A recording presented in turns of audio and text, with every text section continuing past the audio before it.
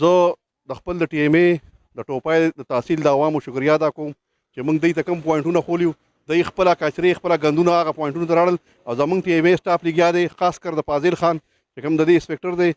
د سار نه غریب روان دی او یو پوینټ ته ما سره وګرځېده او موږ یو پوینټ باندې دا وګرځېدو او کچره انشاءالله تعالی سار نه موږ لګیا یو او